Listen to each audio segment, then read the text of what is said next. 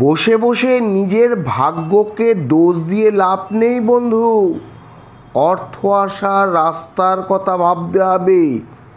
এই সময় যে পার্টনার তোমাকে ছেড়ে চলে গেছে 5 বছর বাদে দেখবে সেই ভাববে কেন ছেড়ে চলে এলাম। নমস্কার, আমি শ্রী বাৎসবাবুল শাস্ত্রী। এই চ্যানেলটা আপনাদের। এই চ্যানেলটাকে আপনারা সাবস্ক্রাইব করুন, বেল আইকনের প্রথম অপশানটিতে ক্লিক করুন এবং আপনারা শেয়ার করুন আপনার বন্ধুবান্ধবদের এবং আত্মীয় স্বজনদের যারা কর্কট রাশির জাতক জাতিকা। তারা উপকার পাবেন এবং আপনার এই উপকারের ফলে তাদের কিছু উন্নতিও হতে পারে। বাংলার নতুন বছর আসছে আর এই নতুন বছর হচ্ছে 15ই এপ্রিল থেকে। কাজেই এই 15ই এপ্রিলের মধ্যে কর্কট রাশির জাতক জাতিকাদের বছরের শেষটা কেমন যাবে সেই বিষয় নিয়ে আজকের আলোচনা করছি। অনেকেই কমেন্ট করছেন যে কর্কট রাশির সময় ভালো যাচ্ছে না, কিংবা কর্কট রাশির এমন একটা রাশি যে যাতে জাতক জাতিকাদের আপনাদের খুব ভালো যায় না এবং সারা জীবন দুর্ভাগ্য নিয়ে থাকতে হয়। এইসব বিভিন্ন ধরনের আপনারা কমেন্টস করছেন, কিন্তু আপনারা কি দেখেছেন যে আপনাদের কোন নক্ষত্রে জন্ম? অশ্লেষা নক্ষত্র সিরিজ চলছে, প্রথম পর্ব শুরু হয়ে গেছে। তো আপনারা অশ্লেষা নক্ষত্রের ভিডিওটা দেখুন, আপনারা নিশ্চয়ই বুঝতে পারবেন যে কি কারণে বা কেন আপনাদের জীবনের উন্নতি এবং অবনতি কি কারণের জন্য হচ্ছে। তো আপনারা ওটা দেখুন, তাতে নিজেরাই একটু বুঝতে পারবেন।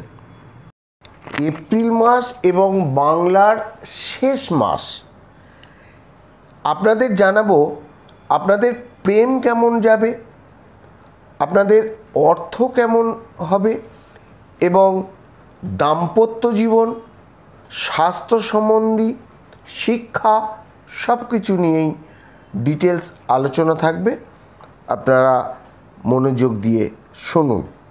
হরোস্কোপ অনুযায়ী গ্রহরা আপনাদের কীরকম ফল দেবে, পজিটিভ না নেগেটিভ, এবং শেষে কিছু উপায় আমি বলবো যেটা এই মাসে আপনারা করবেন। চন্দ্র রাশির ওপরই নির্ভর করে এই ফলাফল ঘোষণা করা হয়। তো হরোস্কোপের দিকে একবার দেখে নিতে হবে, যেটা হচ্ছে চন্দ্র এই কর্কট রাশির স্বামী এবং জলতত্ত্বের রাশি, কেতু তৃতীয়ভাবে,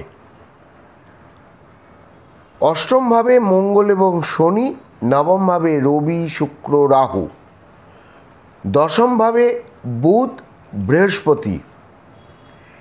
এই হরোস্কোপের ওপরে ফলাফল ঘোষণা হচ্ছে যে প্রথমে দেখা যাচ্ছে যে মঙ্গল হচ্ছে পঞ্চম এবং দশম ঘরের অধিপতি, আছে কোথায়?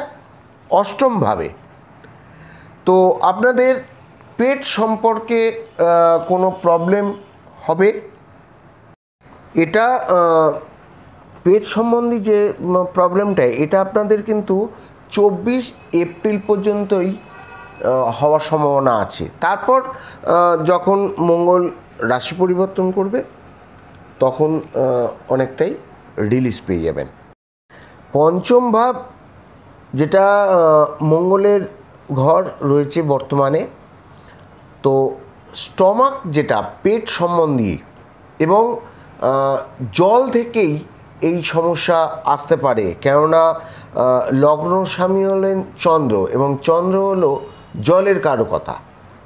তো সেই জন্য আপনারা খাবার দাবার এবং জলের দিকে একটু লক্ষ্য রাখবেন, যাতে আপনাদের এই প্রবলেমগুলো না হয়। বাকি অন্যান্য শারীরিক সমস্যা খুব একটা নেই, কেননা মঙ্গল শনির সাথে আছে অষ্টম ভাবে, ঠিক ভাব এটা, এবং অষ্টম ভাব খুব একটা ভালো ফল দেয় না, এবং মঙ্গল কমজোর আছে। মঙ্গল অষ্টমভাবে আপনার শরীর স্বাস্থ্যে সাবধান তো হলেন, তবু কিন্তু আপনাদের সতর্ক খুব ভীষণভাবে থাকতে হবে, কেননা খুব ব্যস্তভাবে যদি আপনি রাস্তা পারাপার করেন তো আপনার কোনো অ্যাক্সিডেন্ট হওয়ার একটা সম্ভাবনা এসে যাবে, কিংবা আগুন নিয়ে যদি আপনারা কোনো কাজ করেন তো সেখানেও আপনাকে সাবধান হতে হবে, আগুন লাগার ভয় আছে, বা কোনো মেশিন আছে যেটা ঘোড়ার মোটর চালিত কোনো মেশিন, সেখানেও কিন্তু আপনার কোনো অ্যাক্সিডেন্ট হওয়ার সম্ভাবনা দেখা যাচ্ছে। তবে এটা শুধুমাত্র 24 এপ্রিল পর্যন্ত, তারপরে ব্যাপারটা নর্মাল এসে যাবে। এই 24 এপ্রিল পর্যন্ত আপনি একটুখানি সাবধানে থাকুন। শিক্ষার ক্ষেত্রে খুব একটা আপনারা ফল ভালো পাবেন না। পঞ্চম ভাব শিক্ষাস্থান এবং মঙ্গলের ঘর, মঙ্গল রয়েছে তৃকভাবে। তবে প্রশাসনের দিকে থেকে দেখা যায় যে আপনাদের চাকরির ক্ষেত্রে ডাক আসতে পারে, কিংবা যারা প্রশাসন বিভাগে কাজ করছেন তাদের দূরে কোথাও যাওয়ার সম্ভাবনা হবে। কর্মক্ষেত্রে আপনাদের আত্মীয়দের সাথে একটা যোগাযোগ হয়ে যেতে পারে সেই কর্মক্ষেত্রে যাওয়ার পর। আর যারা ইঞ্জিনিয়ারিং নিয়ে পড়াশোনা করছেন তাদের ক্ষেত্রে যদি পরীক্ষা আপনাদের 24 এপ্রিলের মধ্যে হয় তাহলে খুব একটা ভালো রেজাল্ট আপনাদের না হওয়ার সম্ভাবনাই আছে। আর যদি 24 এপ্রিলের পর হয় তাহলে কিন্তু রেজাল্ট আপনাদের ভালো হবার সম্ভাবনা দেখা যাচ্ছে। অষ্টমভাবে মঙ্গল শনির সাথে আছে। মঙ্গল কমজোর হলেও শনির সাথে আরও বেশি ঢিলে ঢালা হয়ে যাবে এবং স্লো হয়ে যাবে। আবার পঞ্চম ভাব, সেখানে মঙ্গলের ঘর, মঙ্গল সেখানে থাকলে কী হবে, প্রেমের দিক থেকে, পড়ালেখার দিক থেকে তো খানিকটা খারাপ হলো 24 তারিখ, কিন্তু প্রেমের দিক থেকে দেখলে দেখা যাচ্ছে যে সেখানেও খুব একটা ভালো লাভ রিলেশন হবে না। কারণ এই অষ্টম ভাব মনের যে উথাল পুথাল বা মনের যে এদিক ওদিক ভটকানো যাকে বলা হয়, যে মন এদিক ওদিক হয়ে যাবে, আপনাদের কথাবার্তা ঠিক থাকবে না, কেননা মঙ্গলের তো সপ্তম দৃষ্টি পড়ছে দ্বিতীয়ভাবে, এবং সেটা রবির ঘর। যা কিছু বলবেন সেটা মাথা গরম হয়ে আপনারা বলে ফেললেন, এমন কিছু কথাবার্তা হয়ে গেল, সেখানেতে আপনাদের ব্রেকআপ হয়ে যেতে পারে, কিংবা বেশ কিছুদিন আপনাদের দেখা সাক্ষাৎ নাও হতে পারে। তো প্রেমের ক্ষেত্রেও আপনাদের একটু সংযম হতে হবে এবং সাবধান হয়েও কথাবার্তা বলতে হবে। এই যে আপনারা বারবার বলেন যে সব সময় বিপদের কথা বলছি, আমি তো আপনাদের সাবধান হওয়ার জন্য বলছি, যাতে প্রেমটাও বেশ ভালো মাখো হয়। তো সেই ক্ষেত্রে থাকতে জেনে সাবধান হওয়াটাই ভালো, নয় কি? দাম্পত্য জীবন কেমন? সপ্তম ভাব দাম্পত্যের ঘর, আর এই ঘরের স্বামী শনি আছে অষ্টমভাবে মঙ্গলের সাথে। তো না, কোনো পাপগ্রহ তো কেউ দেখছে না সপ্তম ভাবকে। তো সেই হিসাবে আপনাদের দাম্পত্য জীবন ভালো যাবে মোটামুটির ওপরে, খুব একেবারে আশা করবেন না, কেননা শনি সপ্তম ভাব ভালো দেখাবে, তবুও খানিকটা মঙ্গলের সাথে থাকার ফলে যে মাঙ্গলিক দশা তৈরি হয়ে রয়েছে, এর ফলে ছোটোখাটো বিষয়ে একটু কথা কাটাকাটি তর্ক বিতর্ক এগুলো ঘটবে। তবুও আপনাদের দাম্পত্য জীবনটা ভালো যাবে। এছাড়া দেখা যাচ্ছে যে সপ্তম ভাব ব্যবসা স্থান, তো সেখানেতে অন্য কোনো ব্যক্তি আপনার উপর হুকুম চালাবে, আপনাকে অর্ডার দেবে। এইগুলো আপনার ক্ষেত্রে খুব একটা ভালো লাগবে না। আপনার ব্যবসা আপনি করছেন, হঠাৎ করে অন্য কেউ আপনাকে বললো এইভাবে করো, ওই করো, সেই করো, এইগুলোই এই মাসে আপনার ঘটে যেতে পারে। এই জন্য কাজের ক্ষেত্রে আপনি ভুলটা কম করার চেষ্টা করবেন। আর এই নিজের ভুলের জন্য যতটা না হবে, অন্য কিন্তু আপনাকে এই ভুলটাকে প্রমাণ করার চেষ্টা করবে। এক কথায় বলতে গেলে অন্য ব্যক্তি আপনার মান সম্মান নিয়ে খানিকটা আর্থিক দিক থেকে খানিকটা উপার্জন কমে যাওয়ার সম্ভাবনা আছে, এবং ঘটনাচক্রে আপনার ব্যয় বৃদ্ধিও হয়ে যাবে। কেউ কেউ কমেন্টে লিখছেন আমাদের ভাগ্য ভালো যাচ্ছে না, এবং এই কর্কট রাশি দুর্ভাগ্য রাশি আমাদের জন্য হয়েছে। না, ভুল কথা। কখনো আপনাদের নক্ষত্র আপনাদের অর্চন দিচ্ছে, বা কখনো এই গ্রহরা আপনার ভাগ্যস্থানে বসে আপনাকে অনেক রকম বিড়ম্বনার সৃষ্টি করিয়ে দিচ্ছে। দেখুন, শনির ঢাইয়া চলছে আপনাদের, এটা চলবে মার্চ মাসের 29 তারিখ পর্যন্ত। আর এই রাহু আপনার ভাগ্যস্থানে মানে নবমভাবে মীন রাশিতে বসে আছে, সঙ্গে রবি রয়েছে। এখানে একটা গ্রহণযোগের সৃষ্টি হচ্ছে, এবং সঙ্গে শুক্র আছে। তবুও আপনাদের কর্মজীবন বেশ ভালো যাবে, কেননা ভাগ্যপতি নবম ঘরে, বৃহস্পতির ঘর, এবং ভাগ্যপতি কোথায় আছেন? দশম ভাবে, যেটা কর্মভাব, সঙ্গে রয়েছে বুধ।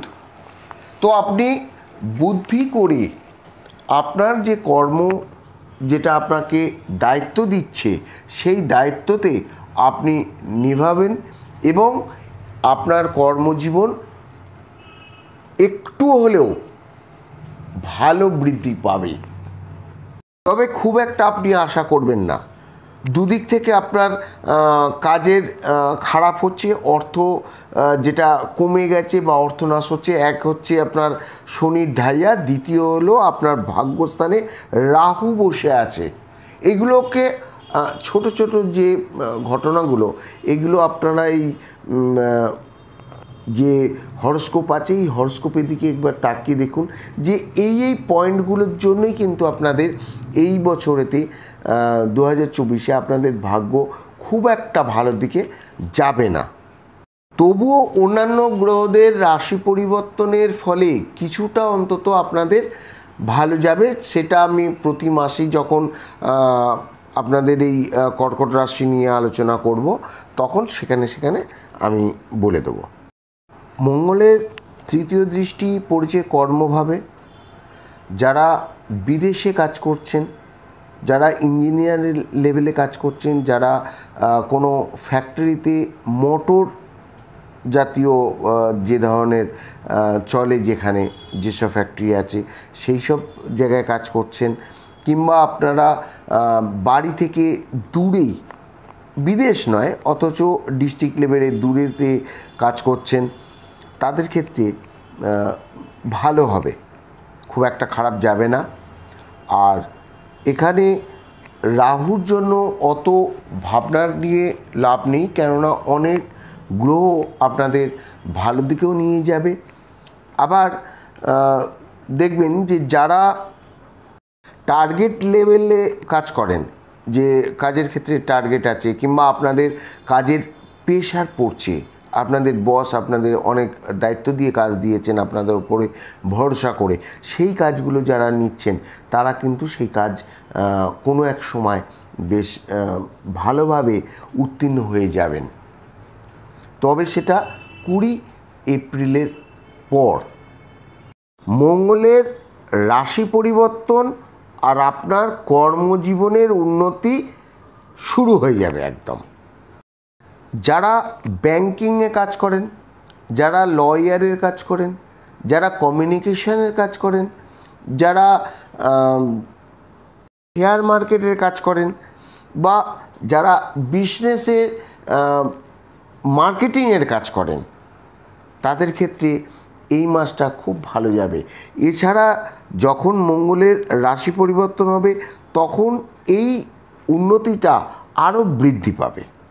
কিছু উপায় বলবো, সেটা হলো যে আপনারা হনুমান মন্দিরে পুজো দেবেন এই মাসে অবশ্যই। সেখানেতে মঙ্গলবার করে দিতে পারেন বা অন্যান্য দিনও দিতে পারেন, শনিবারও দিতে পারেন। আপনারা লাল বাতাসা, একটা মোমবাতি, লাল হোক তাতে অসুবিধা নেই, ধূপ দিয়ে আপনারা, এবং যদি সম্ভব হয় তো মেটে সিঁদুর আপনারা অবশ্যই ওখানে হনুমান মন্দিরে দেবেন। এবং যদি সময় হয় আপনারা আরতি করবেন এবং আপনাদের যে ভুল ভ্রান্তি হচ্ছে বা আপনাদের যে সময় খারাপ যাচ্ছে আপনারা অবশ্যই সেখানে প্রার্থনা করবেন যে আপনাদের সময়টা ভালো যাক। আর আপনারা মানুষের উপকার করুন, যতটা পারবেন যতটা সম্ভব তাদের সাহায্য করুন, অবশ্যই আপনাদের ভালো হবে। সুখে থাকুন, ভালো থাকুন। নমস্কার।